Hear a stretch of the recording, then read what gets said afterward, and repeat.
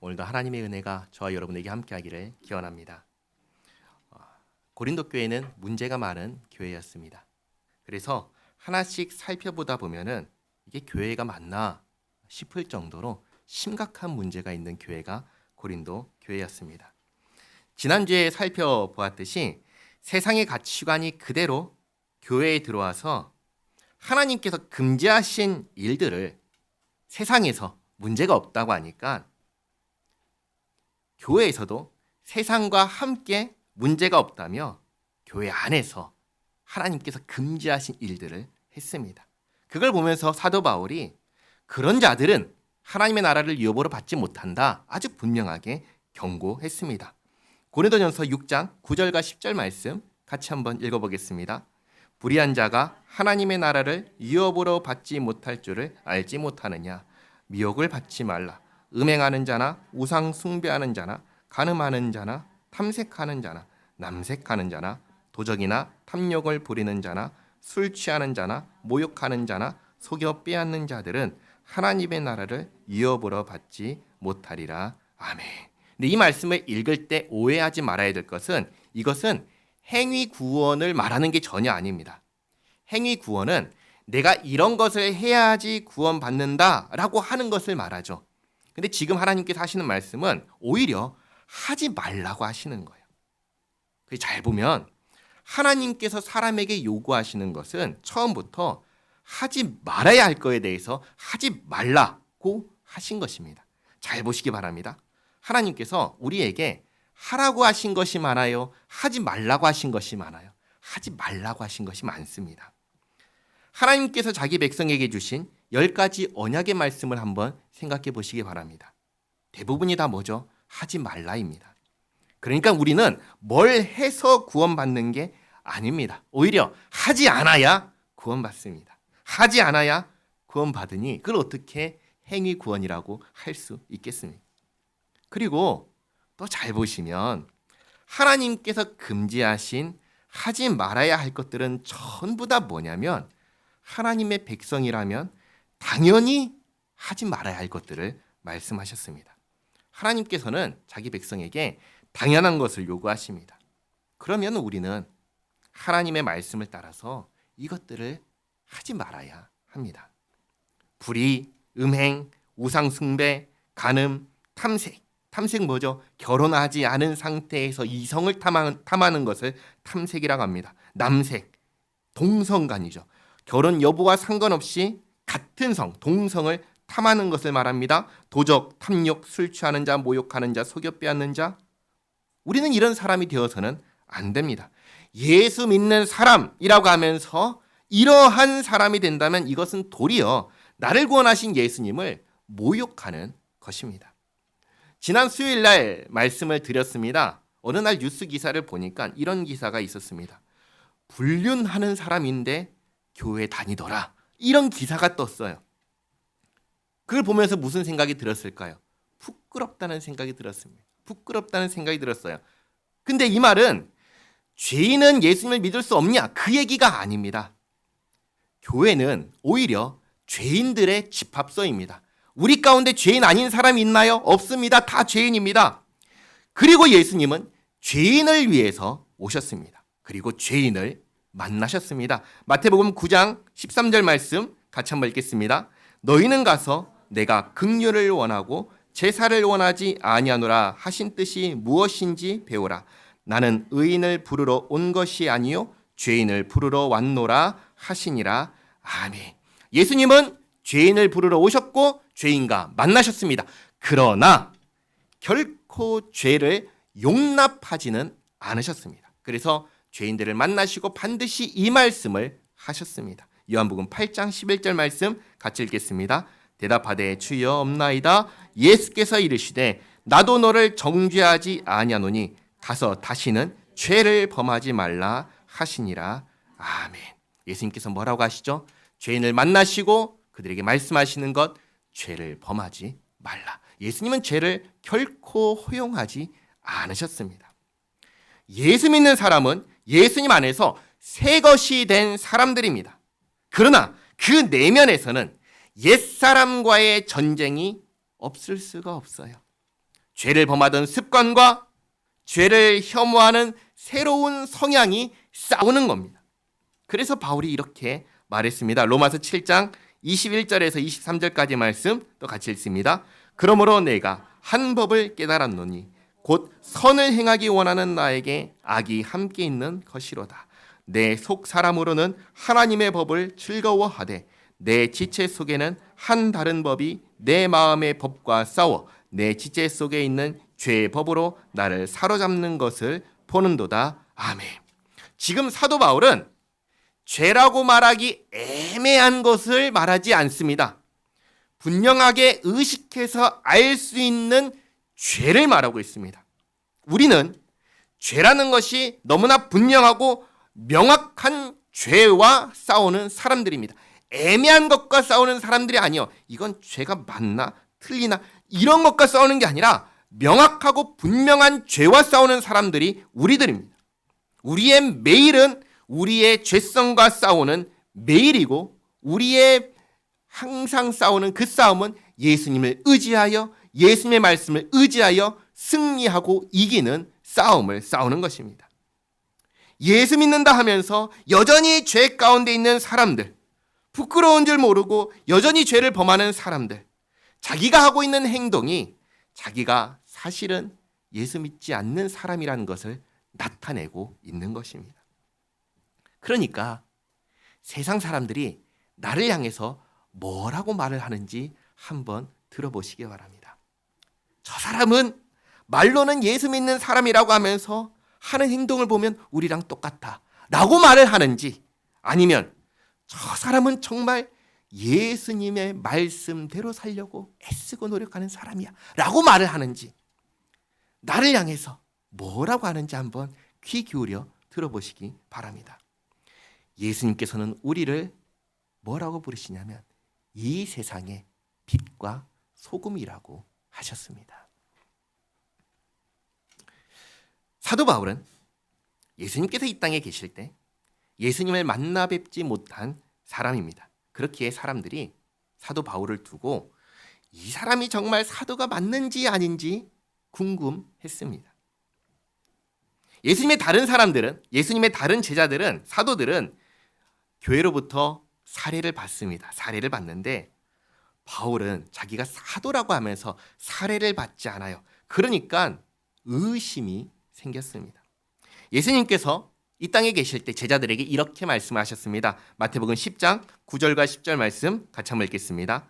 너희 전대에 금이나 은이나 동을 가지지 말고 여행을 위하여 배낭이나 두벌 옷이나 신이나 지팡이를 가지지 말라. 이는 일꾼이 자기의 먹을 것 받는 것이 마땅함이라. 아멘. 예수님께서 제자들에게 일꾼이 그 삭슬 받는 것이 마땅하다 하셨습니다. 그래서 예수님의 제자들은 말 그대로 빈손으로 복음을 전하러 가서 복음을 전하고 그들에게서 사례를 받아서 생계를 유지했습니다. 그런데 바울은 가서 복음을 전하고 사례를 받지 않고 일에서 생계를 유지하고 있는 것입니다. 그러니까 예수님의 제자들과 바울이 다른 모습을 가지는 거예요. 이걸 보니까 의심이 또 생기는 겁니다. 왜 다른 사도들은 사례비를 받는데 바울은 안 받지? 배우지 못했나? 몰라서 그런가? 이 얘기를 하는 것이죠. 예수님의 제자들은 배웠으니까 저렇게 하는데 바울은 배우지 못했으니까 저렇게 하지 않는 거 아니야? 이 생각을 하는 것이죠. 그래서 정말 사도 맞아? 이 얘기를 하는 것입니다. 그런 그들에게 바울이 대답합니다. 오늘은 사례비 문제입니다. 고린도전서 9장 3절에 나를 비판한 자들에게 변명할 것이 이것이니 우리가 먹고 마실 권리가 없겠느냐? 우리가 다른 사도들과 주의 형제들과 게바와 같이 믿음에 자매된 아내를 데리고 다닐 권리가 없겠느냐? 게바는 누구죠? 게바는 베드로입니다. 다른 사도들, 주의 형제들, 베드로, 아내와 함께 다녔습니다. 그리고 사례비를 받으며 생활했습니다. 그러니까 바울 역시 사례비를 받으면서 생활할 권리가 있을까요? 없을까요? 당연히 있는 것이죠. 그래서 6절에 이렇게 말합니다. 어찌 나와 바나바만 일하지 아니할 권리가 없겠느냐? 다시 말해서 교회 일만 할 권리가 있지 않느냐라는 말입니다. 당연히 있습니다. 그런데 바울은 그 권리를 사용하지 않습니다. 복음을 전하면서 동시에 자기의 일도 했습니다. 고린도에 있으면서 살해를 받지 않았습니다. 생계를 위해서 따로 일을 했습니다. 무슨 일을 했지요? 천막 만드는 일을 했습니다. 사도행전 18장 3절 말씀 같이 읽겠습니다. 생업이 같으므로 함께 살며 일을 하니 그 생업은 천막을 만드는 것이더라. 아멘. 그러나 이 천막을 만드는 생업을 하지 않고, 이 일을 하지 않고 교회에서 사례를 받으며 그렇게 교회 일만 할 권리가 나에게 없느냐, 나와 바나바에게 없느냐, 그 말을 하는 것입니다. 당연히 있는 것이죠. 그렇지만 예를 들어서 또 말을 합니다. 7절에 누가 자기 비용으로 군 복무를 하겠느냐, 누가 포도를 심고 그 열매를 먹지 않겠느냐, 누가 양떼를 기르고 그 양떼의 젖을 먹지 않겠느냐, 내가 사람의 예대로 이것을 말하느냐, 율법도 이것을 말하지 아니하느냐, 모세 율법에 곡식을 밟아 떠는 소에게 망을 씌우지 말라 기록하였으니 하나님께서 어찌 소들을 위하여 염려하심이냐, 오로지 우리를 위하여 말씀하심이 아니냐, 과연 우리를 위하여 기록된 것이니 밭 가는 자는 소망을 가지고 갈며 곡식 떠는 자는 함께 얻을 소망을 가지고 떠는 것이라. 그러니까 다른 사도들과 마찬가지로 바울도 교회 일을 하고 교회에서 주는 사례비를 받으면서 생활할 수 있었습니다. 하나님께서 이렇게 하라고 법으로 정해 주셨습니다. 율법으로 정해 주셨습니다. 11절에 우리가 너희에게 신령한 것을 뿌렸은즉 너희의 육적인 것을 거두기로 과하다 하겠느냐, 다른 이들도 너희에게 이런 권리를 가졌거든 하물며 우리일까 보냐. 그러니까 바울도 다른 사도들처럼 교회에서 주는 사례비를 받고 생활비를 받으면서 사역할 수 있었습니다. 권리가 있었습니다. 하나님께서 허락하신 것이고 법으로 정해 주신 것입니다. 그러나 우리가 이 권리를 쓰지 아니하고 범사에 참는 것은 그리스도의 복음에 아무 장애가 없게 하려 함이로다. 그러나 바울이 이 권리를 쓰지 않았습니다. 이유가 있었습니다. 복음을 전하는데 장애가 없게 하기 위해서였습니다. 일단 바울이 고린도 지역에 복음을 전하던 그 당시에 교회로부터 사례를 받을 여건이 전혀 안 됐습니다. 막 시작한 교회에 돈이 있다면 얼마나 있겠습니까? 없지요. 뿐만 아니라 유대인들이 얼마나 대적했는지 모릅니다. 그래서 바울이 그들이 두려워서 침묵하려고 했습니다. 그런데 하나님께서 그날 밤에 나타나셔서 현몽하셔서 두려워하지 마라. 내가 너와 함께하고 내 백성이 여기에 많이 있다. 하나님께서 위로하시고 독려하시고 격려해 주셔서 1년 6개월을 머물면서 말씀을 가르쳤습니다. 그러나 안팎으로 누가 있어요? 대적들이 있잖아요. 조금이라도 문제 삼을 거리를 만들지 않기 위해서 정말 조심했습니다. 말 그대로 복음의 장애가 없게 하려고 자기가 받아도 되는 당연한 권리를 아무것도 쓰지 않았습니다. 그러면 바울처럼 권리를 쓰지 않는 것이 잘하는 거냐? 그게 아닙니다. 그게 아니기에 계속해서 말합니다. 13절에 성전의 일을 하는 이들은 성전에서 나는 것을 먹으며 제단에서 섬기는 이들은 제단과 함께 나누는 것을 너희가 알지 못하느냐. 이와 같이 주께서도 복음 전하는 자들이 복음으로 말미암아 살리라 명하셨느니라. 성전에서 일하는 사람들은 성전에서 들어오는 수입으로 생계를 유지하는 것처럼 복음을 전하는 사람들은 교회에서 주는 사례비로 생계를 유지하게 하나님께서 하셨습니다. 15절에 그러나 내가 이것을 하나도 쓰지 아니하였고 또 이 말을 쓰는 것은 내게 이같이 하여 달라는 것이 아니라 내가 차라리 죽을지언정 누구든지 내 자랑하는 것을 헛된 대로 돌리지 못하게 하리라. 사도 바울은 자신이 목숨 걸고 복음을 전하는 이 열심을 사람들이 돈 때문에 저래 라는 말을 하지 않으려고 한 것입니다. 오늘날 교회에서 목사들을 향해 이런 소리를 합니다. 돈 때문에 저렇게 한다. 민망합니다. 정말 민망합니다. 그래서 어떤 분들은 그런 소리를 듣지 않으려고 바울처럼 아예 교회에서 사례비를 일치 안 받고 사역하는 분들이 계십니다. 이렇게 된 상황이 정상일까요? 정상이 아니에요. 그만큼 오늘날 교회 안팎으로 문제가 많아졌다는 것을 의미하는 것이죠. 그래서 바울은 자신이 전하는 복음이, 정말 자랑하는 복음이 돈 때문이라든지 다른 어떤 이유 때문으로 돌리는, 그래서 복음 전파에 열심을 품고 하는, 진심을 품고 하는 이 복음 전파에 조금이라도 장애를 줄 만한 빌미를 만들지 않기 위해서 이렇게 한 것입니다. 그야말로 지금의 이 상황이 비정상적이기에 이렇게 한 것입니다. 사례비에 대해서 이렇게 정리하겠습니다. 사역자는 사례비를 받는 것이 맞습니다. 하나님께서 정하신 것입니다. 하지만 알면서도 바울은 사례비를 받지 않았습니다. 왜요? 당시의 비정상적인 상황 때문에, 그 상황 속에서 복음을 전하는데 방해를 받지 않기 위해서 그렇게 한 겁니다. 자, 그리고 이제 정말 하고 싶은 이야기를 합니다. 16절에 내가 복음을 전할지라도 자랑할 것이 없음은 내가 부득불 할 일임이라. 부득불, 내가 반드시 해야만 하는 일이기 때문에 내가 하고 있다라고 합니다. 만일 복음을 전하지 아니하면 내게 화가 있을 것이로다. 내가 내 자의로 이것을 행하면 상을 얻으려니와 내 자의로 아니한다 할지라도 나는 사명을 받아노라. 사실 모든 일이 다 그렇습니다. 시켜서 하는 것과 자기 스스로 하는 것은 같나요, 다른가요? 다릅니다. 같은 일을 하더라도 누가 시켜서 하는 일은 칭찬할 것이 없지요. 그러나 내가 스스로 생각해서 파악해서 하면은 그건 칭찬할 일이죠. 그 말을 하는 것입니다. 바울이 내가 복음을 전하는 것은 사명을 받았기 때문이다. 다시 말해 주께서 하라고 하셨기 때문이다. 사실 바울은 어떤 사람이었습니까? 바울은 어떤 사람이었죠? 예수 믿는 사람들을 박해하던 사람입니다. 예수 믿는 사람들을 잡아서 옥에 가두고 그들을 진멸하려고 했던 사람이 바울입니다. 하나님을 대적하던 사람입니다. 그런 사람에게 하나님께서 은혜를 베푸셔서 예수 믿는 사람으로, 생명의 자리로, 하나님의 백성으로 삼아 주셨습니다.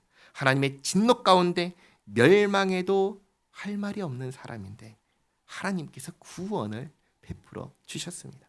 그러니 자기가 무언가를 열심히 한다고 해서 내가 이걸 받을 상이 있다, 조금이라도 생각할 수 있을까요? 생각할 수가 없는 거예요. 왜요?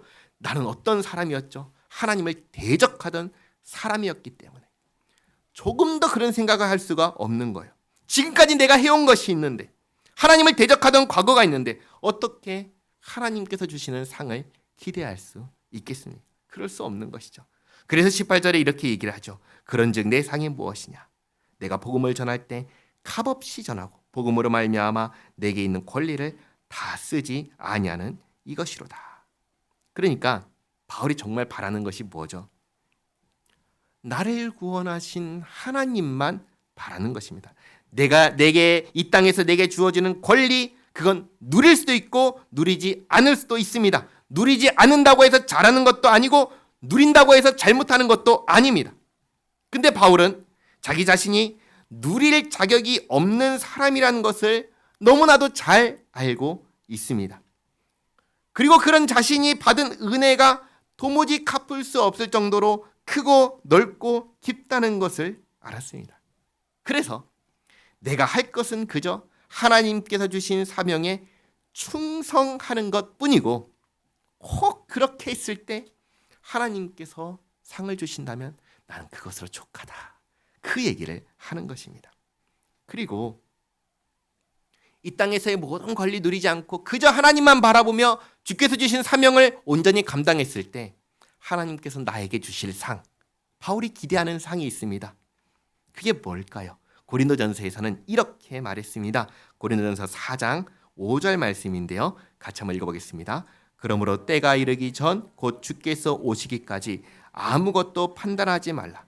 그다 어둠에 감추인 것들을 드러내고 마음의 뜻을 나타내시리니 그때 각 사람에게 하나님으로부터 칭찬이 있으리라. 아멘. 바울이 기대한 상이 뭐죠? 칭찬입니다. 하나님께서 하시는 칭찬입니다. 예수님께서 달란트 비유를 말씀하실 때 이렇게 말씀을 하셨습니다. 마태복음 25장 21절 말씀 같이 한번 읽겠습니다. 그 주인이 이르되 잘하였도다 착하고 충성된 조가 내가 적은 일에 충성하였음에 내가 많은 것을 내게 맡기리니 내 주인의 즐거움에 참여할지어다 하고 아멘. 하나님께 잘했다. 너는 착하고 충성된 종이다. 앞으로 많은 것을 맡길 테니 내 기쁨에 참여하거라. 이 말씀을 듣는 것. 이게 정말 바울이 기대하고 그리고 또 우리가 들어야 하는 말씀 아닐까요? 바울이 이제 자신의 행동 원칙을 얘기합니다. 내가 왜 이렇게 행동하는가? 고린도서 9장 19절 내가 모든 사람에게서 자유로우나 스스로 모든 사람에게 종유된 것은 더 많은 사람을 얻고자 함이라. 바울은 이전에 앞에서도 내가 무엇이든지 다 할 수 있지만 다 하지 않는다라고 했습니다. 여기서도 똑같이 말합니다. 내가 모든 사람에게 자유롭지만 모든 사람에게 종이 되었다. 그리고 그 이유가 뭐라고 하지요? 더 많은 사람을 얻고자 함이라. 다시 말해 더 많은 사람에게 복음을 전하기 위해서다. 한번 생각해 보시기 바랍니다. 바울은 자신이 더 많은 사람을 얻기 위해서 뭐가 됐다고 하죠? 종이 되었다고 합니다. 한번 생각해 보시기 바랍니다. 교만한 사람과 함께 있고 싶은 사람이 있을까요? 말을 함부로 하는 사람과 함께 있고 싶은 사람이 있을까요? 오늘날에 교만한 사람, 함부로 하는 사람 이런 말을 합니다. 그냥 솔직하게 하는 게 다 좋다고. 근데 정말 그럴까요? 그렇지 않습니다. 그냥 나에게 누군가가 그렇게 한다고 한번 생각해 보시기 바랍니다. 다른 사람이 나에게 그냥 자기는 솔직하다고 하면서 자기의 생각, 자기의 감정을 다 쏟아놓는다고 생각해 보시기 바랍니다. 그럼 좋은가요? 안 좋죠. 듣기 싫죠. 좋은 것은 언제 좋은가요? 상대방을 존중하고 배려할 때 좋습니다. 그렇잖아요. 내가 존중받고 내가 배려를 받을 때 좋지 솔직하게 한다고 하면서 나한테 다 쏟아놓으면 좋나요? 안 좋죠. 그런 사람과 가까이 같이 하고 싶나요? 안 하고 싶죠. 바울은 사람을 얻기 위해서 어떻게 했다고 합니까? 자기를 솔직히 열어서 다 쏟아냈다고 합니까? 아니요. 겸손해졌다가 합니다. 교만이 아니라 그 반대로 갔다가 합니다. 자신이 자유로우니까 함부로 행동하는 게 아니라 종이 되었다고 합니다. 사람을 얻기 위해서 복음을 전하기 위해서 그렇게 스스로 낮춘 것입니다. 20절에 유대인들에게 내가 유대인과 같이 된 것은 유대인들을 얻고자 함이요 율법 아래에 있는 자들에게는 내가 율법 아래에 있지 아니하나 율법 아래에 있는 자 같이 된 것은 율법 아래에 있는 자들을 얻고자 함이요 율법 없는 자에게는 내가 하나님께는 율법 없는 자가 아니요 도리어 그리스도의 율법 아래에 있는 자이나 율법 없는 자와 같이 된 것은 율법 없는 자들을 얻고자 함이라. 이미 예수님 안에서 자유롭기 때문에 모든 사람에게 맞춰줄 수 있는 것입니다. 유대인에게는 유대인에게 맞추고 이방인에게는 이방인에게 맞춥니다. 그러나 그렇게 한다고 해서 하나님의 법을 거스르냐? 그렇지는 않습니다. 하나님의 법을 버리느냐? 그렇지는 않습니다. 하나님의 법 안에 있으면서 다 맞춰주는 것입니다. 하나님의 법은 무엇입니까? 하나님을 향해서 하나님의 말씀을 지키는 것과 하나님을 예배하는 것입니다. 사람을 향해서는 뭐죠? 부모님을 공경하고 죄를 범하지 않고 자비를 베푸는 것입니다. 이런 하나님의 기준을 가지고 유대인이면 유대인에게 이방인이면 이방인에게 맞춰서 상대방을 존중하고 섬기고 배려하는 것입니다. 그렇게 하는 목적이 뭐라고 했지요? 22절에 약한 자들에게 내가 약한 자와 같이 된 것은 약한 자들을 얻고자 함이요 내가 여러 사람에게 여러 모습이 된 것은 아무쪼록 몇 사람이라도 구원하고자 함이니 내가 복음을 위하여 모든 것을 행함은 복음에 참여하고자 함이라. 아멘. 아멘. 우리는 왜 이렇게 삽니까? 복음을 전하기 위해서 이렇게 삽니다. 바울은 왜 이렇게 삽니까? 복음을 전하기 위해서 삽니다. 그리고 복음에 참여하기 위해서 이렇게 삽니다. 나는 복음에 참여하였습니다. 그러면 나는 복음에 참여한 생활을 하고 있나요? 쉽게 말해 나는 예수 믿는 사람으로 살고 있습니까? 이 이야기를 바울이 하는 것입니다. 24절에 운동장에서 다름질하는 자들이 다 달릴지라도 오직 상을 받는 사람은 한 사람인 줄을 너희가 알지 못하느냐. 너희도 상을 받도록 이와 같이 다름질하라. 이기기를 다투는 자마다 모든 일에 절제하나니 그들은 썩을 승리자의 관을 얻고자 하되 우리는 썩지 아니할 것을 얻고자 하노라. 아멘. 이 세상 사람들도 자기들의 목적이 있으면 그 목적을 이루기 위해서 노력합니다. 운동 선수들은 그 몸을, 유도 선수는 유도에 맞는 몸을, 달리기 선수는 달리기에 맞는 몸을 만들려고, 그 몸을 만들려고 엄청나게 애를 씁니다. 세상 사람들은 그 노력과 애씀이 있는데 우리는 어떻냐라는 질문을 하는 것입니다. 우리는 예수 믿는 사람들입니다. 우리는 하나님 나라에 속한 사람입니다. 그러면 정말 그 나라에 속한 사람답게 살려 하느냐? 이 질문을 하는 겁니다. 바울은 나는 그렇게 하려고 한다라고 말을 하고 있습니다. 세상 사람들이, 운동하는 사람들이 그 종목에 맞춰서 자기 몸을 깎아서 조각해서 만들어내는 것처럼 나도 복음을 전할 뿐만 아니라 그 복음에 참여한 사람답게 내 몸을, 내 생각을, 내 행동을 만들어가고 있다. 그래서 한 사람이라도 복음을 전해서 구원하고자 하지만 동시에 나 역시도 그 복음에 참여한 사람으로서 살고자 애쓰고 있다. 이게 중요한 것입니다. 나는 복음에 참여한 생활을 하고 있습니까? 26절에 그러므로 나는 다름질을 하기를 향방 없는 것 같이 아니하고 싸우기를 허공을 치는 것 같이 아니하며 내가 내 몸을 쳐 복종하게 함은 내가 남에게 전파한 후에 자신이 도리어 버림을 당할까 두려워함이로다. 아멘. 오늘 처음에 사도 바울이 이렇게 말했습니다. 예수 믿는다고 말로 한다고 다 하나님 나라를 유업으로 받는 거 아니다. 하나님께서 금지하신 일을 하는 사람들은 하나님의 나라를 유업으로 받지 못한다. 분명하게 경고했습니다. 그러면 나는 하나님 나라를 유업으로 받을 그런 생활을 하고 있습니까? 이 질문 앞에 서게 됩니다. 나는 어떻게 살아가는 사람입니까? 나는 정말 예수님을 나의 구주로 모시고 사는 사람입니까? 나는 정말 예수님께 구원받은 사람으로 살고 있습니까? 구원받은 사람으로 사는 것, 구원받은 사람답게 사는 것 어떻게 하는 겁니까? 한마디로 요약하면 하나님의 말씀대로 살고 있느냐라는 것입니다. 하나님께서 우리에게 어떻게 살라고 하셨죠?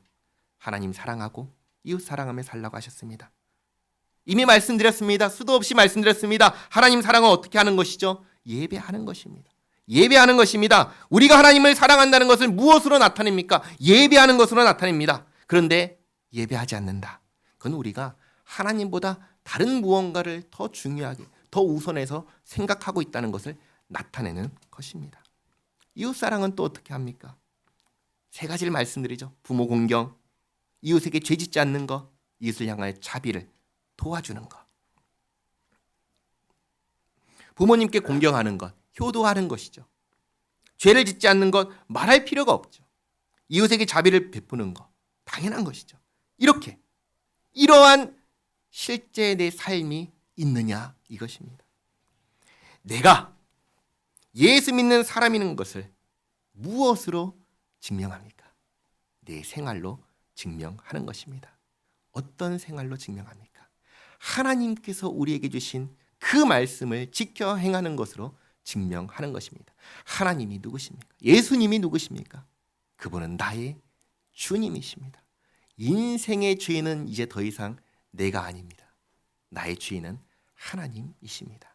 하나님께 맞춰서 하나님 말씀을 가지고 그 말씀대로 생활하며 살아감으로 내가 정말 예수 믿는 사람이라는 것을 내 생활로 증명하며 확인하며 살아가는 우리 모두가 되기를 바랍니다.